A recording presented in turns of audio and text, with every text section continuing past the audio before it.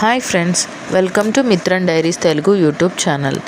ఇవాళ మనం ఒక నిజాయితీగా ఉన్న కట్టెలు కొట్టే మనిషి గురించి తెలుసుకుందాం. మన ఛానల్ కానీ మీకు నచ్చినట్టయితే సబ్స్క్రైబ్ చేసి లైక్ చేయండి. ఒకానొక పేద కుటుంబంలో ఒక కట్టెలు కొట్టే వ్యాపారి ఉన్నాడు.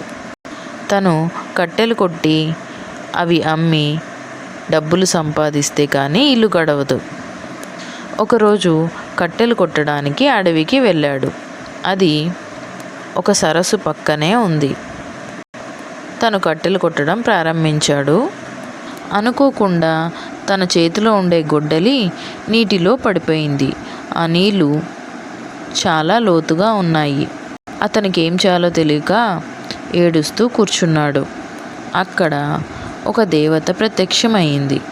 ఎందుకు ఏడుస్తున్నావు అని అతన్ని అడిగింది. ఆమెకి జరిగిందంతా చెప్పాడు. ఆమె వెంటనే నీటి లోపలికి వెళ్ళి ఒక బంగారు గొడ్డలి తెచ్చి తనకి ఇచ్చింది. అతను ఇది నా గొడ్డలి కాదు అని చెప్పాడు. వెంటనే ఆ దేవత మళ్ళీ లోపలికి వెళ్ళి ఒక వెండి గొడ్డలిని తెచ్చి ఇచ్చింది. అతను ఇది కూడా నా గొడ్డలి కాదు అని చెప్పాడు.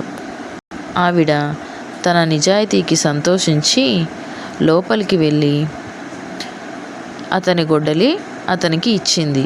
తన నిజాయితీకి మెచ్చి ఆ బంగారు గొడ్డలి మరియు వెండి గొడ్డలి కూడా అతనికి ఇచ్చింది. ఎప్పుడైనా మనిషి నిజాయితీగా ఉండాలి. అదే మనిషిని కాపాడుతుంది.